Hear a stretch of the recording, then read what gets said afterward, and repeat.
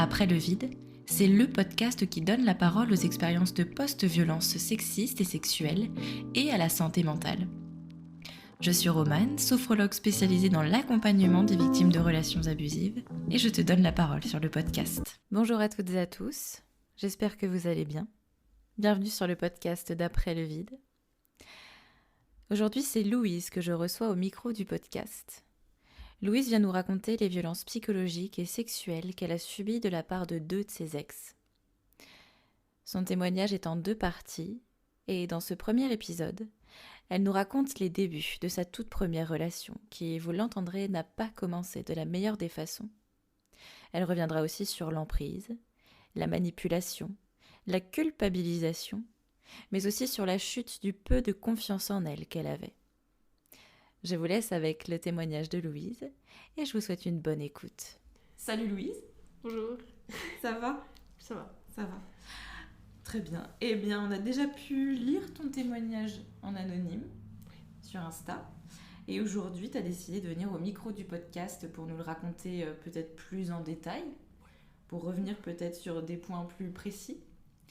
Est-ce que tu peux déjà te présenter ce qui t'est arrivé ?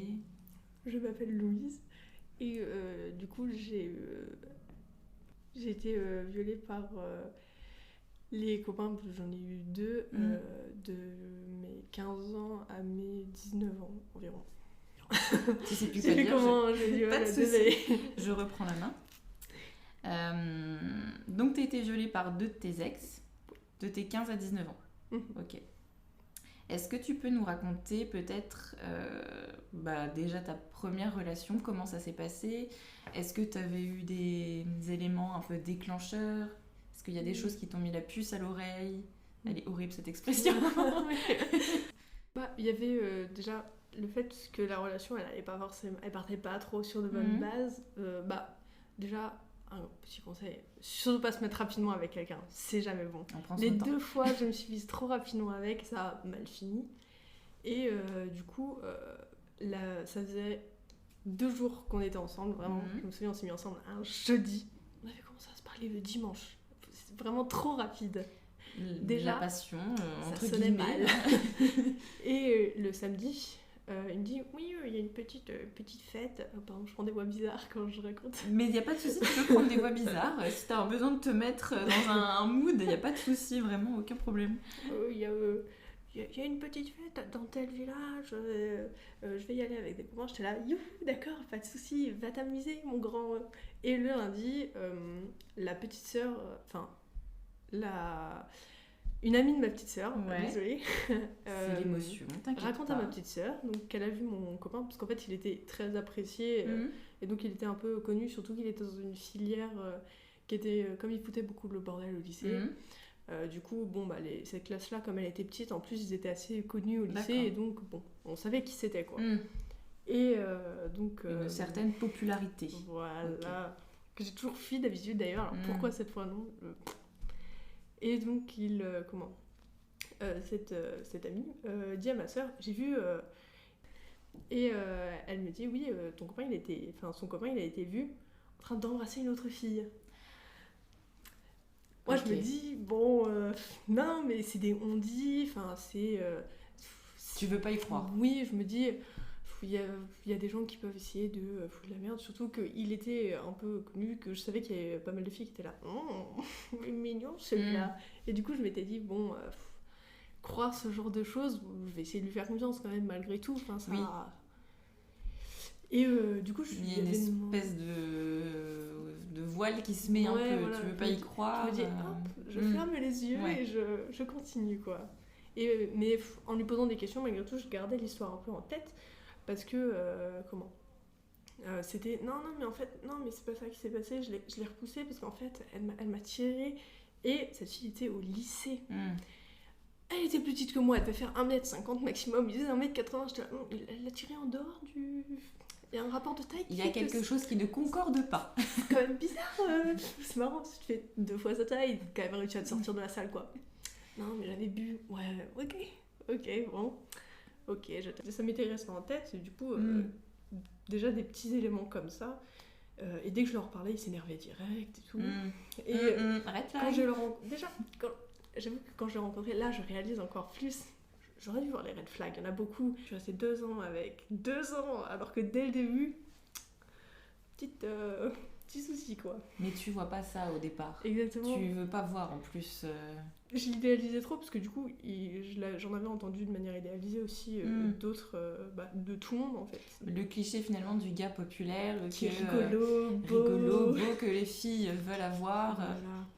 Et donc du coup, j'étais un peu faible à ce moment-là émotionnellement parce que comme j'avais perdu ma grand-mère il y a pas longtemps qui était importante, j'étais là...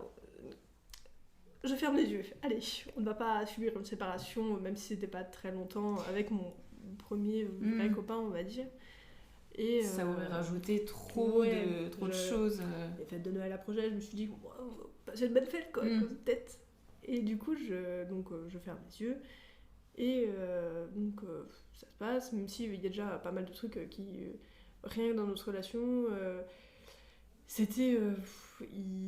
il avait une passion, je vais pas la dire, ça va être un peu trop grillé sinon, mais il avait une passion qui faisait que ça lui prenait du temps et il ne voyait que par cette passion. Que j'aimais pas parce que c'est une passion qui faisait de la poussière et beaucoup de bruit. Je suis allergique à la poussière, j'ai jamais été trop habituée au bruit, donc c'était un peu compliqué. Mais il m'a un jour sorti, non mais t'aimes pas, mais tu feras comme ma mère, t'apprendras à l'aimer. D'accord. Non, je n'ai pas envie d'apprendre à l'aimer. Du coup, que des trucs comme ça, petit à petit dans la relation qui s'accumulent, mais du coup, comme ça faisait un moment que c'était vrai amour, je me suis dit, allez. On ferme les yeux voilà, encore, on ferme les yeux, pas grave, on verra où ça mène quoi. Tout le monde a ses défauts, un autre gros red flag, c'est terrible, là je le réalise en discutant de tous ceux que j'aurais pu voir. Mais c'est souvent comme ça, c'est après, de toute façon, que tu te rends compte de tout ça, c'est qu'une fois que c'est terminé et que tu repenses, que tu remets les choses dans le bon ordre, tu te dis mais putain, en fait, il y avait ça, quoi. Non, oui, c'est ça. Il était fier de raconter les petits trucs qu'on faisait ensemble sexuellement. J'étais pas du tout à l'aise avec ça. Ouais, j'imagine. Du coup, j'étais là, c'est marrant parce que on m'a raconté ce qu'on avait fait donc, à quelqu'un que je n'avais pas dit, quoi. Donc, c'est que ça tourne un peu. L'intimité, non, ça lui parle pas forcément. Vraiment, ça lui parlait pas du tout. Privé, non, d'accord. Même son rapport avec les femmes en général, on va pas se le cacher. Sa mère, elle était mère au foyer. Et... on faisait du coup des fois des gâteaux chez lui et quand il voyait que je m'apprêtais à faire la vaisselle, les premières fois il me disait bah non mais laisse, ma mère va le faire. Mais on fait des gâteaux nous deux. Bobonne va le faire, hein, c'est son rôle, c'est le rôle de Bobonne de faire la vaisselle. D'accord, c'est le genre de choses, ça m'avait choquée, j'étais là mais non, c'est nous qui l'avons fait. Et du coup après je faisais la vaisselle, il partait. Et il faudrait quand même pas qu'il se mouille trop non plus. Exactement. Ok. Et même quand j'étais chez lui, avant j'étais là, ouais non on fait des trucs. Mais en réalité je faisais pas grand chose. Il jouait aux jeux vidéo principalement, ou il faisait sa passion. Et je le disais en attendant. Sur le moment ça me dérangeait pas parce que j'adore lire, donc c'était pas forcément dérangeant. Mais il y avait vraiment beaucoup de câlins ou d'attention quand on regardait un film le soir. Ou le matin quand tu savais, voilà. J'ai déjà été réveillée, un autre flag, j'ai déjà été réveillée parce qu'il était en train de se... voilà, j'étais là, je suis à côté. C'est charmant. N'hésite pas, vraiment, fais bien comme si j'étais pas là. Vraiment, j'étais là, je me réveille, qu'est-ce qui se passe à côté? Mais plein de trucs comme ça. Mais mes meilleures amies étaient là, enfin, comme elles à part une, mais les deux autres... elle disait un peu aussi, parce que du coup, elle faisait partie des populaires, et au lycée, c'est un peu ça. Ah, ils sont populaires, ils sont super, ces garçons. Non. Oui, toujours le cliché. Voilà, et c'est terrible. Et je pense que ça aussi, ça m'a fait rester un peu trop longtemps avec. Parce que t'avais l'impression d'avoir accédé à un truc vraiment ouf. Je fais partie de ce truc, j'ai réussi à l'avoir, quoi, un peu...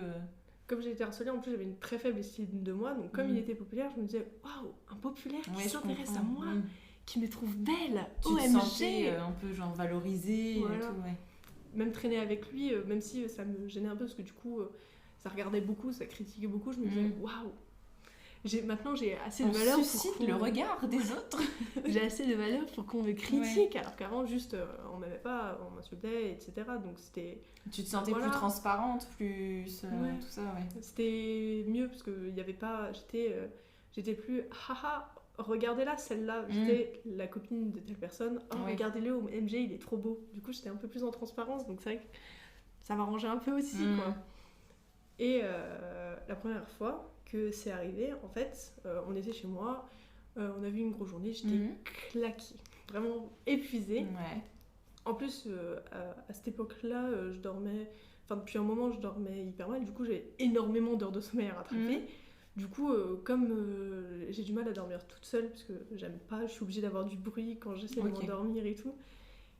Et sauf quand c'était avec mon copain. Donc ça allait, donc j'étais là, youpi, on va dormir ensemble, je vais rattraper quelques heures de sommeil, let's go. Monsieur, on avait décidé autrement. D'accord. Il me dit, viens, s'il te plaît, on le fait. J'étais là, moi, je suis fatiguée, franchement, ça me tente pas. Demain, pourquoi pas, je serai reposée, ce sera mieux. Il force. Il me dit, alors que tu dis clairement non, en plus, parce que ça, c'est pareil, tout le monde dit, machin, il faut dire non. Là, encore une preuve que même quand on dit non, de toute façon, on n'a pas le choix, donc comme ça. Et il continue de forcer, et il me dit, ouais, mais ça fait... une semaine qu'on s'est pas vu, et voilà, déjà une semaine, ça va, n'abuse rien. Vous n'avez pas vu ma réaction, mais j'ai haussé les sourcils, j'ai bien levé les yeux au ciel. Et du coup, il me dit ça, et il fait, ouais, c'est hyper important pour moi, le sexe, et je veux, quoi. Et je lui dis, je sais pas, là, je suis vraiment fatiguée, vraiment, bon... Déjà, je commençais à balancer, parce que j'en avais un peu marre, mais j'étais là, ouais, je sais pas, j'ai pas envie, ça me saoule. J'ai déjà dit non, tu forces.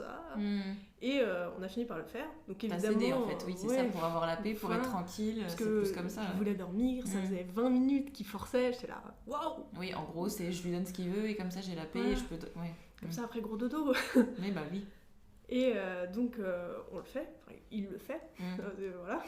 Oui, et en plus tu dis bien il le fait, c'est que toi vraiment à ce moment-là, il y a. T'es même pas dans l'optique de dire bon bah pourquoi pas, c'est vraiment non, mais je cède pour qu'il me foute la paix clairement, quoi. Vraiment, j'étais tellement fatiguée, vraiment je n'avais absolument pas envie de ça, je rêvais juste de me poser sur mon petit oreiller douillet et de faire dodo, quoi.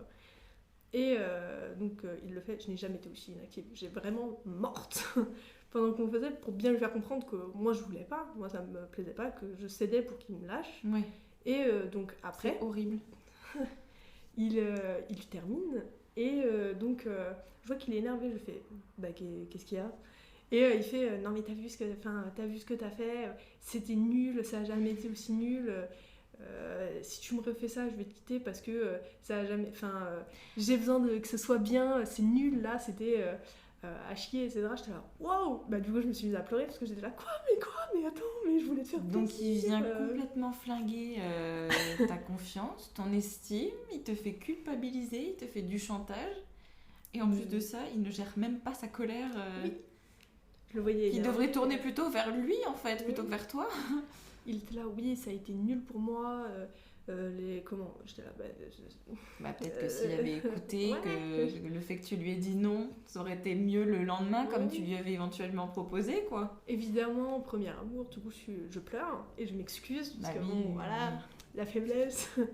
Et non, c'est pas la faiblesse, mais t'es amoureuse. En plus de ça, il arrive à toucher du doigt ce qui va pas et ce qui peut te faire culpabiliser, en fait, et donc forcément t'as l'impression que c'est toi le problème, que c'est toi la coupable, alors que pas du tout, mais il a bien le don de réussir à te faire culpabiliser et à te faire croire que si. Je pleure, je m'excuse, et je lui dis excuse-moi, c'est juste j'en ai vraiment pas envie. Il dit mais même je peux pas rester avec toi si quand on le fait c'est comme ça. J'étais là ok, désolé, pardon, encore. Et après, il n'y a plus de fois comme ça, parce que à chaque fois qu'il forçait et que j'en avais pas envie, je lui disais ça me tente pas trop, j'ai pas vraiment envie. C'était pas un non direct, mais je lui faisais comprendre que j'avais pas envie. Des fois, je faisais semblant de dormir. Ouais, non, mais c'est je voyais qu'il était excité, je me disais oh là là, le coup de fatigue d'un seul coup. Voilà, je dors déjà. Fini.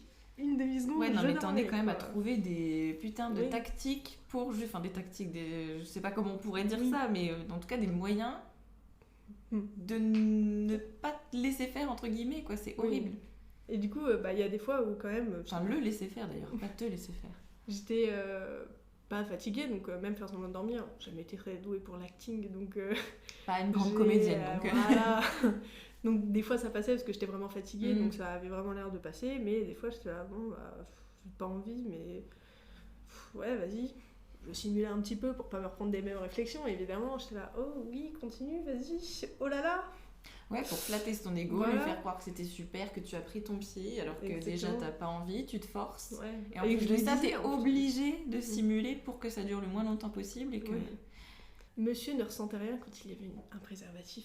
Ah putain. Jeanne et naïve, je l'ai cru. Je ne savais pas, enfin, dans les cours d'éducation sexuelle, on ne précise pas que s'il vous dit qu'il ne ressent rien avec un préservatif, c'est faux. On ne précise pas. Donc moi j'étais là, ah bon, c'est vrai, ah non, ah je suis désolée, Comme quoi on manque clairement de prévention et de... Ça m'énerve. Exactement. Donc, heureusement, on va dire, il n'a jamais fini à l'intérieur. Ouais.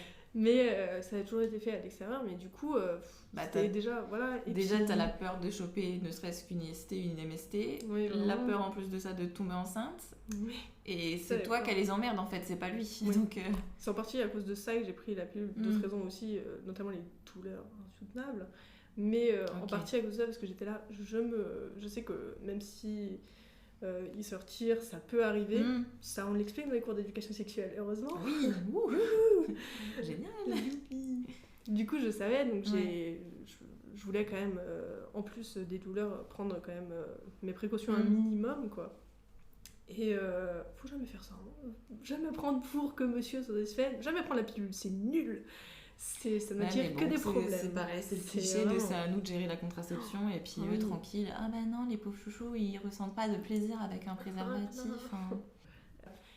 Comme on mettait en plus pas de préservatif, il y avait des odeurs. Et j'étais là, ah ça pue. Et des fois je voulais pas l'incriminer déguster, direct, le déguster oralement. Parce que oui. J'étais là, ça pue. Et il était là, non mais c'est parce qu'on l'a fait. Non, on l'a fait il y a 2 jours. Oui mais c'est parce qu'on l'a fait, c'est de toi que vient l'odeur. Quoi ? J'y ai cru. C'est ça qui est terrible, c'est que j'y ai cru. Ouais, donc vraiment sur tous les aspects de la sexualité, en tout cas comme ça, il te fait croire que c'est toi le souci en fait. Vraiment. Lui il est au-dessus de tout ça, le manque d'hygiène c'est toi. Monsieur est parfait. Donc tout ça déjà, ça fait que... gros sur la patate. Ah bah c'est clair. Et au niveau confiance en toi, à l'époque, t'étais comment ? Nul. Vraiment moins de 0, parce que déjà j'ai eu des problèmes de harcèlement primaire, collège. Je sortais du collège. Donc t'as déjà un truc de manque de confiance qui est déjà là avant que tu te mettes avec lui, donc ça n'aide pas non plus. Ok. Je pense que je suis sortie rapidement avec, justement parce que j'étais là, quoi, mais il est populaire, il s'intéresse à moi. C'est ce qu'on disait tout à l'heure, c'est fou. Comme si t'accédais à enfin une reconnaissance. Exactement. Et je m'étais dit, waouh, ça veut dire qu'au lycée ça peut changer, je peux arrêter de me faire harceler. Et comme ça faisait 10 ans, j'étais là, je prends la chance, je prends l'opportunité. Et même si je l'aimais vraiment, c'était pas pour ça que je sortais avec. Non, mais il y avait plusieurs aspects en tout cas qui t'ont. Je pense que mes sentiments se sont développés en partie à cause de ça, parce que waouh. Non mais je veux dire c'est la mentalité entre guillemets qu'on peut avoir au lycée, je veux dire ça me choque pas que tu puisses dire ça, c'est pas... Et du coup j'étais malgré tout ça, je ressentais pas le besoin en soi de me séparer de lui, puisque j'étais là, à part ça tout va bien. Ouais, et tout allait vraiment bien ou... Même pas vraiment. J'avais pas confiance, parce que du coup avec ce qui s'était passé, donc au début je voulais pas, au début, je m'en fichais qu'il aille faire des soirées, qu'il sorte, qu'il me réponde pas forcément beaucoup. Moi, quand j'étais avec mes amis, je répondais pas énormément forcément, parce que tu profites du moment. Oui. Et d'ailleurs, j'ai toujours des problèmes avec cette jalousie qui est née de là. D'accord. Que t'avais pas avant, du coup, ça c'est vraiment... Avant, je m'en fichais, mais comme il y a eu des histoires bizarres, que j'avais peur, et que, vraiment, fallait toujours que si je sorte, on sorte, pas on. Toujours on, c'était pas je. Du coup, j'ai commencé à ressentir que sans lui, j'étais rien. Parce qu'en plus, mes amis, c'était un peu compliqué de les voir. Du coup, si je faisais pas quelque chose avec lui, je faisais rien, jamais. Oui, donc en fait, toi, tu n'existais plus. T'étais l'entité dans le couple, t'étais le couple. Enfin, vous étiez le couple et toi, en tant que toi, c'était terminé. La petite place fantôme que j'aimais bien au début a fini par être un peu dérangeante. Ce qui fait que je commençais à voir que par lui, et s'il me répondait pas, j'attendais, je regardais les messages toutes les secondes, en fait, t'as tout tourné autour de lui. Voilà. Ce qui fait que ça a commencé à développer aussi de la jalousie, parce que je voyais que plein de filles étaient intéressées par lui. Et je voyais qu'il faisait plein de soirées, que moi je faisais rien. J'étais là, quoi, mais il fait rien. Et moi je fais. Enfin, il fait plein de trucs, moi je fais rien. Tout le monde est intéressé par lui. C'est toujours que lui. Et le fait. Le côté qui était au début qui me dérangeait pas parce que du coup on me laissait un peu tranquille. J'étais effacée, donc moi ça m'arrangeait. Avant j'étais un peu la cible de pas mal de monde pour les moqueries. Là on se moquait plus de moi, on me laissait tranquille, donc j'étais bien. Mais ça a commencé à me déranger parce que c'était vraiment, même des filles venaient me voir dans le lycée en me disant, ah mais t'es la copine de Timothée? Ok. Oui, pourquoi? Il est trop beau ton copain. Ok. T'as pas de valeur à part d'être avec lui en fait, c'est ça. Voilà. Toi, tu n'existes pas, t'as pas de personnalité, t'as pas de goût, t'as pas de rien. J'étais la copine de Timothée qui est très beau, qui est populaire, qui est rigolo et tellement gentil. Du coup, vraiment, j'existais plus et du coup, de voir tout ça, ces interactions, ça m'a rendue jalouse. Surtout qu'en plus, au lycée, t'es en pleine construction de toi en fait, donc de ton aide, de tes goûts, de tes valeurs, tes besoins, tout ça. Donc si on te réduit à être juste la meuf de... Surtout qu'au lycée, je me suis rendu compte, l'option que j'envisageais, ça n'a pas grand chose à voir on va dire, mais l'option que j'étais perdue parce que l'option que je voulais faire comme métier, c'était vétérinaire. D'accord. Bon, je me suis vite rendu compte que les maths et la physique, ce n'était pas pour moi. J'ai tout essayé mais ça marchait pas en maths physique, donc j'ai dû abandonner cette idée. Et du coup je cherchais autre chose mais j'étais complètement perdue parce que depuis que j'étais petite, mais un bon moment, je voyais que par devenir vétérinaire. Et donc là j'étais en plus perdue à chercher d'autres trucs. Je perds ma grand-mère, je perds mon option que je vois depuis des années, du coup je suis un questionnement et t'as vraiment tout qui... Puis nouvel environnement, je passe d'un collège d'environ 500 élèves à 1500 élèves au lycée, je suis là, waouh. Oui, qu'est-ce qui se passe quoi? Gros chamboulement finalement sur tous les plans de ta vie à l'époque. Oui, vraiment un autre monde. Du coup, tout ça, ça fait que je suis perdue et que j'accepte un peu trop de choses, quoi. Beaucoup trop de choses. Et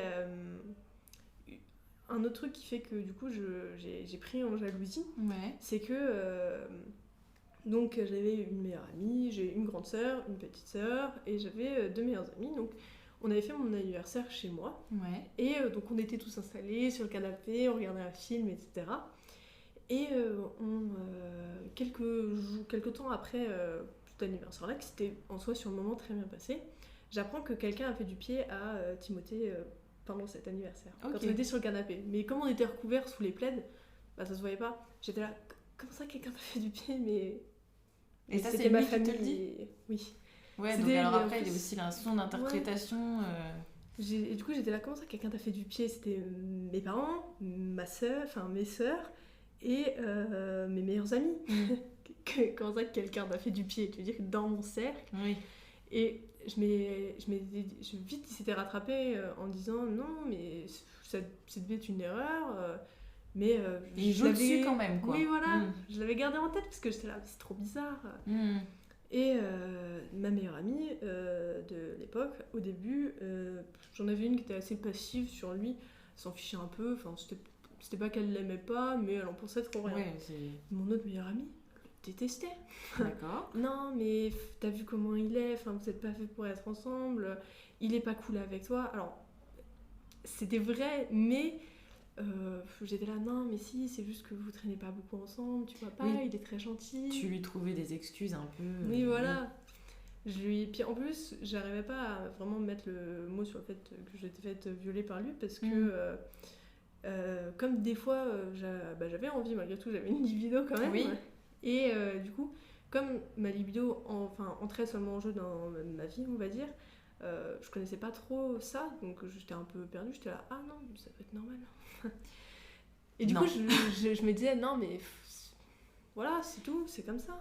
Tu peux être violée même si t'as une libido qui est là, enfin je veux dire il y a un acte sexuel que tu consens et un autre que tu consens pas, donc peu importe que ta libido soit là ou soit pas là, à un moment donné t'es violée à partir du moment où c'est pas consenti et à partir du moment où on te force, où toi tu te forces en plus. Mais voilà, faut bien garder ça en tête, c'est pas... Oui, du coup, c'est pour ça que j'étais un peu... oui, non, voilà. Donc, elle me disait... Enfin, je trouvais des excuses par rapport à elle. Et un jour, j'apprends qu'ils se sont ajoutés sur les réseaux. Et j'étais là, ah, c'est cool. Naïve que j'étais, je m'étais dit, oh, mais c'est trop bien, ça y est, vous allez vous entendre bien, on va pouvoir faire des sorties, ça va être trop bien. Alors qu'en soi, il y avait déjà en soi... Enfin, je répète beaucoup en soi. Il y avait des moments où on était tous ensemble et où ça se passait bien. Mais comme d'un côté, il l'aimait pas, elle l'aimait pas, j'étais là, oh trop bien, ils vont s'apprécier, ça va être trop bien, ma meilleure amie, de mon base, copain. tu peux pas forcément avoir de crainte fondée puisque Voilà. ils s'aiment pas forcément, ils ont pas forcément d'atomes crochus ou quoi, donc... Et puis il s'est donné un petit surnom, je modifie le surnom, la petite brune et le petit roux. Et du coup, j'étais là, ouais, bon, ouais, c'est bizarre, mais j'avais pas trop relevé, j'étais juste aveuglée par le fait de. C'est ma meilleure amie, c'est mon copain, ils s'entendaient pas, maintenant ils s'entendent bien, ils rigolent, trop bien. Parce que du coup, ils sont ensemble, donc maintenant. Et... Toujours à l'heure actuelle ? Ouais. Ah ouais, donc double trahison en fait. Et voilà. Et en plus, c'était pas longtemps avant que je me sépare de lui. En fait, on était partis en vacances avec avec ma famille. Et ma petite soeur, elle a toujours été très gentille, mais comme elle était un peu l'opposé de moi, et du coup, on s'entendait bien, mais moyen. Et lui et elle s'étaient ajoutés sur les réseaux. Et j'étais là... Non, je ne veux pas. Est-ce que tu peux la supprimer, s'il te plaît, Timothée? Je suis pas trop à l'aise avec le fait que tu l'ajoutes. Et il était là, ok, pas de soucis, je la supprime. Et en vacances, il me parle d'une story qu'a mis ma sœur. Sachant qu'il avait ma grande sœur sur les réseaux parce que elle était... puisqu'ils s'entendaient bien et que ça pouvait être pratique malgré tout. Il fallait quand même qu'il ait le numéro de quelqu'un de ma famille. Donc il avait ajouté mes deux sœurs à la base sur les réseaux. Mais il était censé en avoir supprimé une. Et il me dit, ah, j'aime bien comment t'es habillée dans la story de ta sœur. Je suis là, ah, c'est vrai, elle a mis une story, j'avais même pas vu, j'ai pas fait gaffe. Je vais voir dans la story, déjà je vois que je ne vois aucune story de mes deux sœurs. Je me dis, elle l'avait mise dans sa story privée. D'accord. Où je n'étais pas, mais où donc lui qui avait été rajouté l'était. Déjà, bon voilà. Et par chance, quelqu'un du camping lui plaisait. Il y avait une petite soirée et du coup organisée par le camping, du coup on était sale, fallait vraiment qu'on aille se laver parce qu'on pouvait pas aller se coucher comme ça. Et donc pendant qu'elle était à la douche, je lui ai dit OMG, mais le monsieur t'a répondu parce qu'il s'était échangé les numéros. Donne-moi ton code que je te le lise. Donc j'ai récupéré le code comme ça. D'accord. Maligne la gamine. Ouais. Fourbe. Oui, j'ai été omnibulée par comment ça, il l'a sur le réseau, je peux pas voir sa story, ça veut dire qu'ils sont rajoutés, mais ils étaient pas censés. Et du coup, obnubilée par le fait d'avoir la vérité. Oui.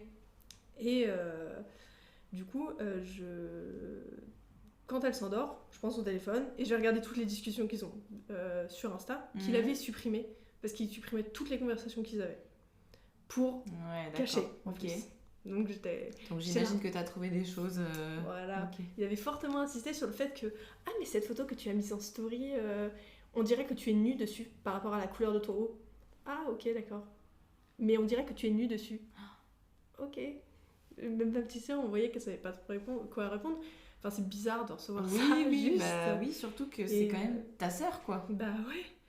Et du coup, il lui envoyait des messages en attendant que je me réveille. Ça d'ailleurs, ça m'a développé quelques petits troubles du sommeil après. Parce que j'arrivais pas, je me réveillais et m'endormais toujours pendant que l'autre dormait. Fallait que je me réveillais avant, fallait que je dorme après. Du coup, comme s'il fallait que tu contrôles tout.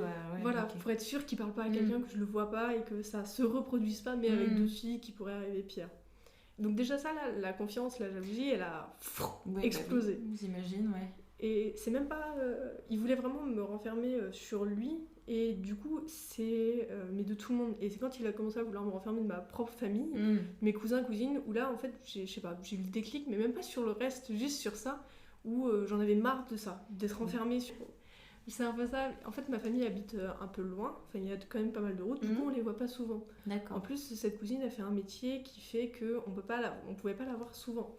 Et avec le Covid qu'ils venaient d'avoir, forcément, on les avait vraiment pas vus, surtout qu'ils ils avaient très peur du Covid, cette partie de ma famille. Donc, forcément, on limitait de les voir pour pas les faire stresser, qu'il n'y ait pas de virus qui se chope, d'autant que des deux côtés, il y avait des personnes fragiles. Ouais, donc vraiment, les réseaux, c'était le seul moyen de communiquer. Voilà. Donc, elle venait passer un week-end à la maison. C'était génial, j'étais trop contente. Et mes parents n'ayant pas des revenus énormes, je leur avais demandé, comme ça faisait 2 ans que j'étais avec Timothée, je leur avais demandé, et est-ce qu'il peut venir à la maison, comme il y a la cousine qui vient, hop, ce serait trop bien. Et ils m'ont dit, bah écoute, là, ce week-end, elle vient, puisque ça fait très longtemps qu'on a enfin un week-end disponible, mais financièrement, une personne de plus. En plus, c'était un gros mangeur, donc... Oui, ça rajoutait aussi ça, ça rajoutait un coût. Et ils m'ont dit, pas ce week-end, pas de souci, un autre week-end, parce qu'en plus, mes parents l'adoraient. Donc, c'est pour ça que j'ai eu du mal à leur dire que c'était fini, et même à expliquer à ma mère par la suite ce qui s'était passé, parce que du coup, il l'aimaient trop. D'ailleurs, maintenant, j'entends plus parler du tout. Et ça, c'est enfin bien. Mais je comprends. Vraiment. Et donc, il était là, non, mais t'es sérieuse, je vais être en alternance après, du coup, j'aurai plus de vacances scolaires. J'étais là, mais c'est pas grave, on pourra se voir les week-ends, enfin, juste ce week-end-là, je peux pas, quoi. Et il avait pété un câble. Et j'étais là, non, mais... Je voulais, du coup je lui ai dit, tu sais quoi, on va faire une pause dans notre relation parce que c'est bon, j'en ai marre, ma cousine vient, je la vois jamais, tu vas pas m'empêcher de voir ma cousine alors que je la vois jamais. Choc, ça, quoi. C'était vraiment le fait qu'il veuille m'éloigner de ma famille. Mes amis, comme j'avais toujours été souvent seule parce que j'étais harcelée, être seule dans la vie de tous les jours, je m'en fichais, mais ma famille, du coup, c'était vraiment tout ce que j'avais. Donc m'en éloigner, j'étais là... de questions. Oui, bah c'est clair. Puis il a encore le mécanisme de te faire culpabiliser. Je suis en alternance après, on se verra plus. C'est un week-end, quoi. Tu vas pas passer ta vie là. Et il a joué la carte de... Il était dévasté. Je dis jouer la carte parce qu'avec tout ce qu'il a fait, du coup maintenant j'ai un peu de mal avec le fait de penser qu'il m'a vraiment aimé, quoi. D'accord. C'était... Pour toi, t'as l'impression que c'est fake. Oui, en fait, j'ai pas l'impression d'avoir vraiment été... maintenant que je suis dans une relation beaucoup plus saine, même si je suis la personne toxique maintenant, c'est terrible à dire. Non, pas dire ça. T'as des traumatismes qu'il faut peut-être soigner. La jalousie. Ça, c'est terrible. Ça cause énormément de problèmes. Mais du coup, avec cette relation, ça me permet de voir que je t'ai pas vraiment aimée parce que c'est pas comme ça que ça se passe. Oui, là, t'es dans une relation saine où il n'y a pas... Si on t'aime, on te fait pas ça. C'est... Clairement. Surtout quand tu expliques l'impact que ça t'a fait. Et donc quand je lui avais dit, on va faire une petite pause, il était là, non, mais non, t'es sérieuse, etc. Et par message, j'étais en pleurs, j'avais une de mes meilleures amies au téléphone avec son copain parce que je savais pas quoi faire, son copain qui était un des meilleurs potes du mien. Ok. Et donc j'étais là, je sais pas quoi faire, il me répond plus, il a dit qu'il avait envie de mourir, qu'il voulait se suicider, j'étais là, donc vraiment dévastée que j'étais. Je savais pas quoi faire. Mais j'avais chantage au suicide, donc culpabilité plus pour toi, j'imagine. Vraiment. Ok. Cette meilleure amie qui ne l'avait jamais aimé. Elle le détestait bien comme il fallait. Bien m'a dit, tu ne cèdes pas, jamais de la vie.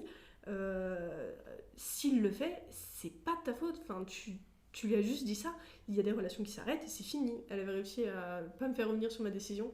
Sinon, je serais revenue sur ma décision.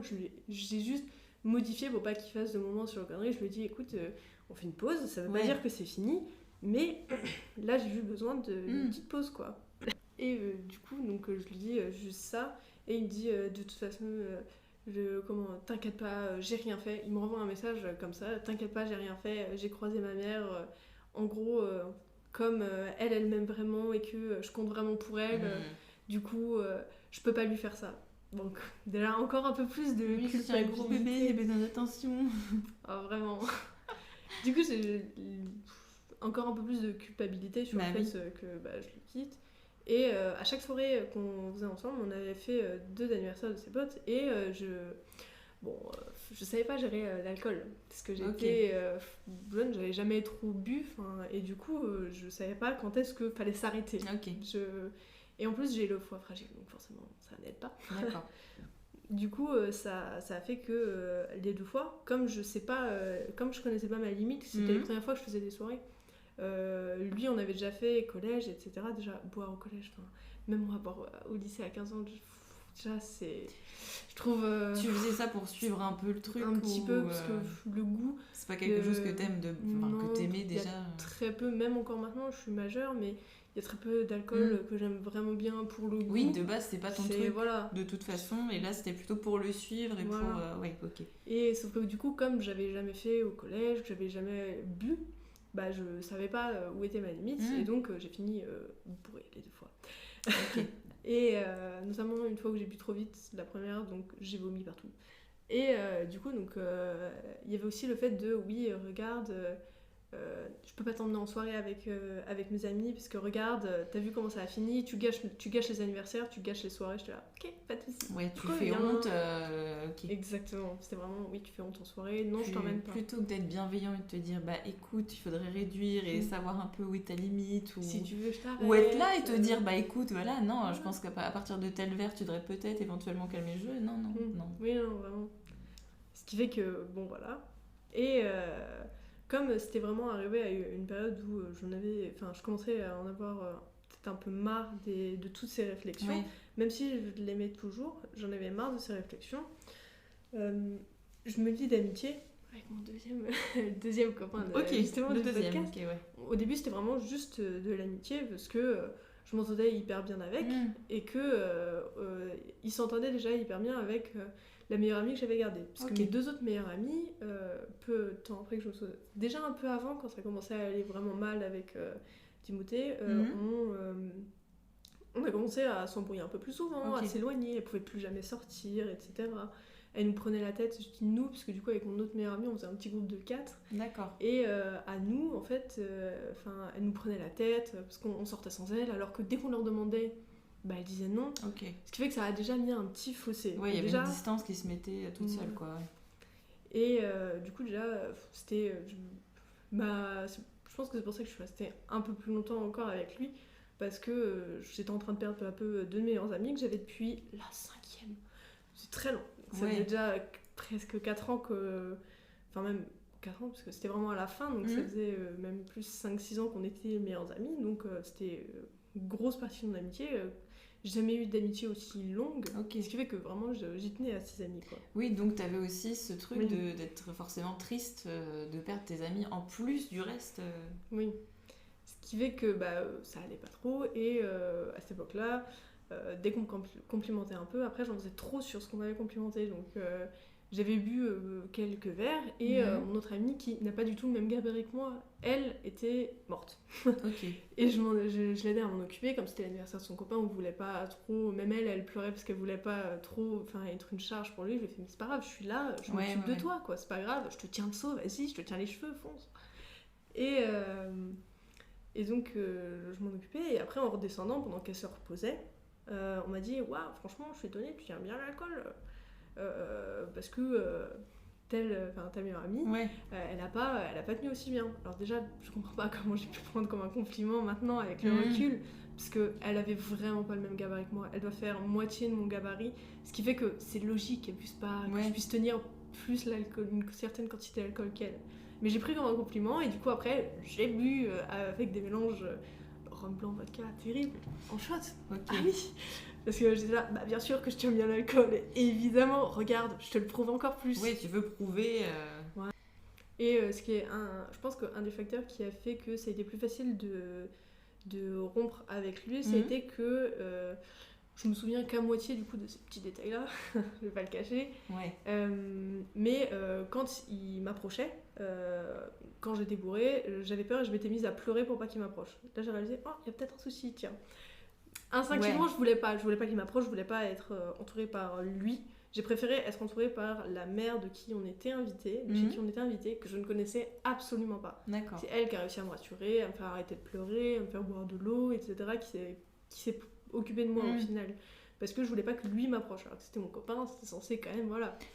Ouais, là le filtre est un peu c'est un peu barré, et t'as plutôt le côté véridique de ce qui se passe en ce moment, tu veux plus qu'il t'approche et c'est terminé pour toi, quoi, en fait. Voilà. Donc quand on m'a dit ça, j'ai réalisé, je le gardais dans l'arrière de ma tête, j'étais là, tiens, c'est bizarre ça, oh là là, tiens, ça alors. Mais ça n'a pas été le motif de rupture.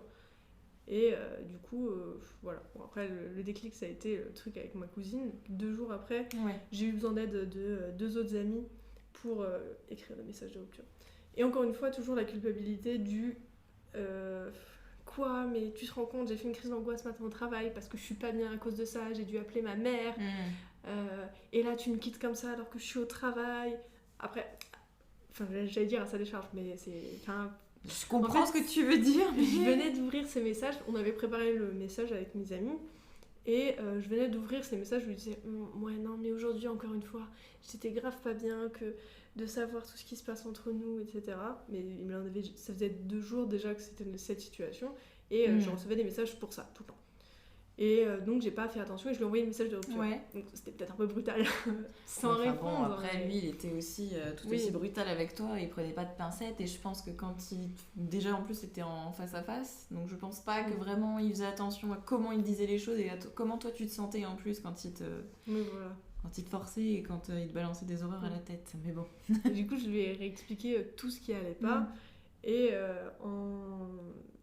il me disait toute l'après-midi, parce que c'est passé le midi, donc j'avais cours, et il me disait mais non, mais on en discute en vrai, on peut pas se quitter, non, tu peux pas faire ça.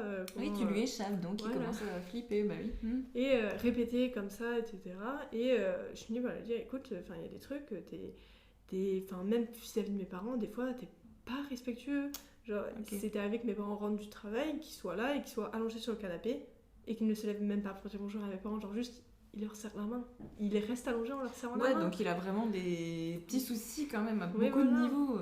Et mes parents m'avaient fait la réflexion de ça, etc. Ils étaient là, oui, avant il était pas comme ça, maintenant, c'est limite quand même. Au moins il se lève, même s'il se rallonge après. Déjà s'allonger tout son long sur le canapé, bon. Ouais, après ils se mettent tous tes parents, quoi. Quand on arrive, c'est un peu chez eux en plus. Vraiment.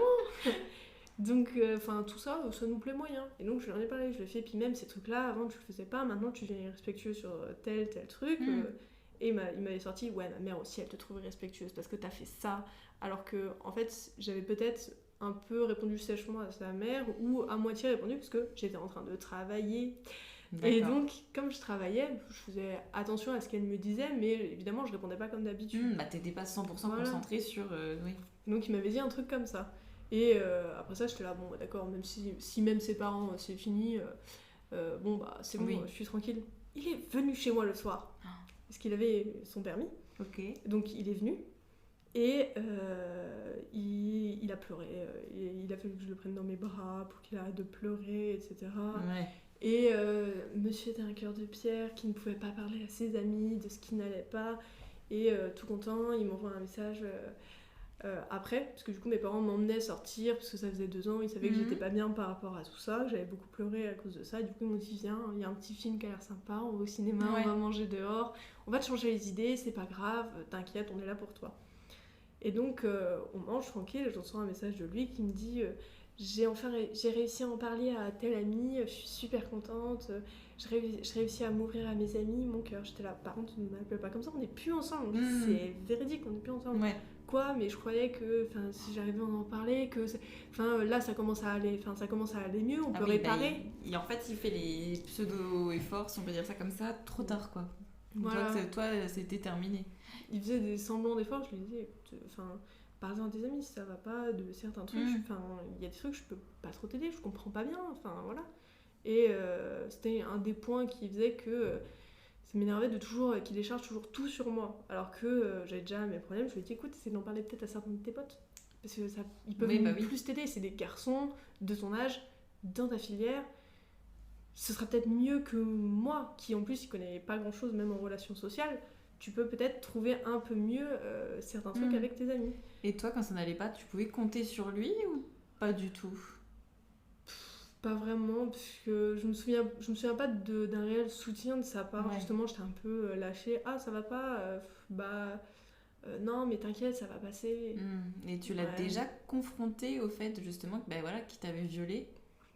Jamais, parce que j'ai vraiment réalisé après la rupture, ce qui fait que... Et comme je l'ai réalisé, j'avais plus du tout envie de lui reparler. Oui, non, c'est clair. C'était terrible. Ou sans parler de viol, mais juste dire que tu te forçais, ou non, jamais ça t'est... Jamais. T'as pas réalisé à ce moment-là, et c'était... Ce que tu disais tout à l'heure, c'était plutôt normal, en fait, de te forcer. Oui, voilà. Ouais. Parce qu'il me disait vraiment que, non, mais dans un couple, c'est normal, un peu le devoir conjugal. Mais oui, clairement, bien sûr. Bon. Ça n'existe toujours pas, voilà, on le reprécise, mais... Et donc, je lui Donc ça se finit comme ça, mais oui, j'ai jamais eu de recul sur ça pendant qu'on était ensemble ou Oui. pendant que je lui parlais encore, disons. Et c'est ce que tu disais tout à l'heure, c'est que tu as réalisé vraiment à partir de maintenant, en fait, avec ta relation actuelle, c'est ça? Avec ma deuxième relation. Avec ta deuxième relation, ok. En fait, t'es très arriéré dans sa famille, ce qui fait que même quand j'étais chez lui, j'étais dans cet environnement de l'homme au-dessus de la femme, Ok. et vraiment une intolérance totale. Le racisme à son paroxysme, Ah, ok. l'homophobie, pareil. Alors qu'en plus, j'étais pas du tout comme ça, enfin, j'ai pas été élevée même dans une famille comme ça, parce que du coup, mes parents n'étaient pas comme ça, malgré les anciennes générations. Ils n'étaient pas du tout comme ça. Cette espèce de, je pense, peut-être contrôle qu'ils voulaient garder sur moi. Je l'ai vu aussi quand, après, donc les boîtes de nuit, il était avec moi, je voulais pas qu'il y aille. C'était catégorique, non, tu vas. Enfin, j'étais là, ouais, non, tu vas pas en boîte de nuit. Enfin, je sais pas, il y a plein de filles qui. Enfin, je sais pas, pour moi, c'est un peu un lieu à moitié en même temps de rencontre. Donc, j'avais pas envie. Et en plus de ça, t'as aussi les premiers jours de ta relation où t'as eu aussi les rumeurs sur le fait qu'il aurait embrassé une autre meuf. Et... Rien qu'à une fête de village. Donc, je me suis dit, en boîte de nuit, non, jamais. Non, mais t'as de quoi angoisser. Voilà. De toute façon, t'as le terrain qui est là. Oui. Donc, ouais. Et du coup, j'avais été ajouter, je l'avais toujours sur le réseau, parce que malgré tout, 2 ans de relation, il y avait pas mal d'affaires à se rendre. Ouais. Et le temps de. On s'était laissé la semaine pour récupérer tout, bien rentasser en sac et se repasser. Et donc, il avait mis. Donc, il était allé en boîte le vendredi soir. Ouais. Et il avait mis des stories. Donc, dans une story à la une, dans laquelle j'étais pas de base. Je sais, parce que justement, j'étais là. Ah, mais. T'as une autre story privée pour tes potes? Je savais pas. Il était là, ouais, c'est que pour mes potes, les potes gars, etc. J'avais été ajoutée dedans. Donc déjà, je m'étais dit, bizarre, en boîte de nuit. Tenez à ce que tu vois quelque chose, ok. C'est vraiment, je veux que tu le vois, quoi. Et il y avait une photo avec lui et une fille de chaque côté, entourée en boîte de nuit. J'étais là, ok. Et cette fille, enfin, je comprenais pas. J'étais là, super, ok. Tu fais ta vie, c'est très bien. Voilà. Enfin, qu'est-ce que ça t'apporte, en tout cas, dans la tienne, quoi. Pourquoi vouloir que je le voie? Parce que c'était vraiment vouloir que je prouver que, regarde, je peux avoir des autres meufs, je plais. Comme pour essayer de me rendre jalouse. Et pareil, j'avais du coup son meilleur ami toujours sur le réseau. Et ces derniers jours, il s'habillait. Je lui avais dit, pendant la relation, je lui disais, ça t'irait trop bien si tu t'habillais comme ça. J'aime beaucoup ce style-là. Qu'il avait toujours dénigré. Il était là, non, mais je suis pas un emo, un emo, un truc comme ça. Un gothique, s'habiller que en noir. Parce que c'était un style tout en noir. Et du coup, il voulait pas du tout s'habiller comme ça. Que vois-je dans la story de son meilleur ami qu'il s'habille comme ça? J'étais là, mais je croyais que ça ne te plaisait pas. Ça m'a énervé un peu, j'étais là, mais il se fout de ma gueule en fait. Mais oui. Et le truc vraiment le plus il finit par faire tout ce que t'attendais. Oui, temporaire, non. Le plus permanent, c'était, je lui avais dit, je vois, c'était sur les réseaux à ce moment-là, il y a eu, comme il y avait eu le Covid, il y a eu la montée des gens, notamment des garçons, qui se faisaient des piercings aux oreilles. On voyait un petit peu avant, mais beaucoup moins que justement pendant cette période-là. Et notamment ceux qui se les faisaient percer eux-mêmes, ils sont fous ces gens. Quelle horreur. Vraiment. J'ai mal à l'oreille à penser. Horrible. Et je lui avais dit, regarde, ça t'irait trop bien, tu serais trop mignon, j'aimerais trop, enfin ça se ferait trop beau. Et il était là, non, je suis pas je vais pas me percer les oreilles. Je suis là, bon, ok, d'accord, ok, j'abandonne le débat. Donc il est vraiment intolérant, intolérant, homophobe, quoi, clairement. Oui, et puis très manipulé en plus par sa famille. Parce qu'il y avait plein de trucs qu'on voulait faire avec mes parents, avec lui, et où il disait au début oui, et dès qu'il rentrait chez lui, et qu'après il voulait pas, et qu'après il en discutait du coup avec sa famille. Après, au final, il voulait plus. Non, c'est nul. Bon, très manipulé, quoi. Ouais. Et donc, vient le moment où on se rend les affaires. Et que vois-je à son oreille? Je t'ai fait verser pas 1, 2 trous au lobe. Ok, d'accord. Et j'étais là, tu vois que ça et que c'est joli puisque tu te l'es fait. Et t'es là, ouais.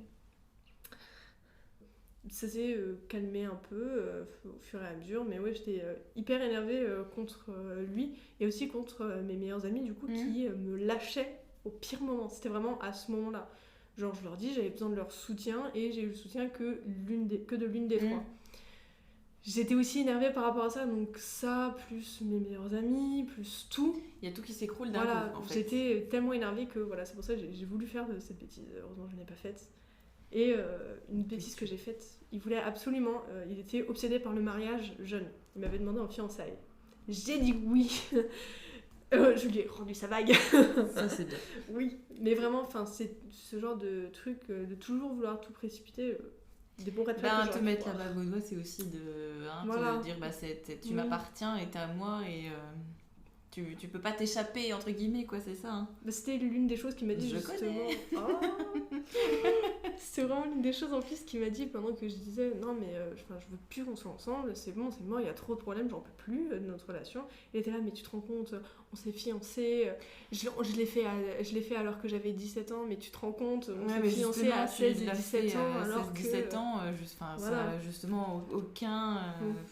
C'est vraiment un de ses arguments, et du coup, c'est. Je veux dire, t'as pas signé un papier, t'as pas. Oui, voilà. Tu t'es pas engagé réellement, oui, t'avais une bague, et qu'est-ce que ça veut dire, quoi, finalement, à 17 ans. Après, il y en a qui le font, et c'est très bien pour eux, et ça dure, hein, mais dans ce cas précis, c'est clair que ça pouvait pas durer de toute façon. Non, oui. Mais du coup, oui, c'est pour ça, c'était vraiment ça.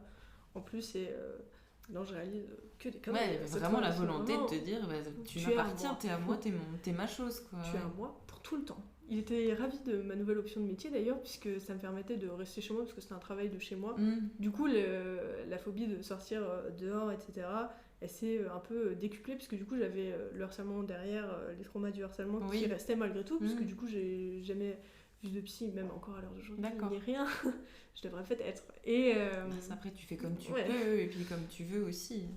Et plus de ça, du coup, ça faisait que vraiment, je voulais pas sortir, donc j'avais regardé un petit peu les métiers qui me plaisaient, et j'en ai vu un qui me permettait de travailler de chez moi. J'étais ravie, et il était ravi aussi. Je pourrais rester à la maison, m'occuper des enfants et faire mon métier. Youhou!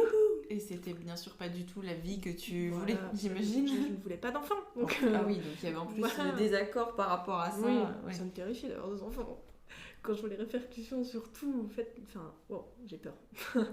Ouais, donc en plus, il y avait aussi cette barrière entre vous, quoi. Pas les mêmes ambitions, pas les mêmes envies, et puis de toute façon...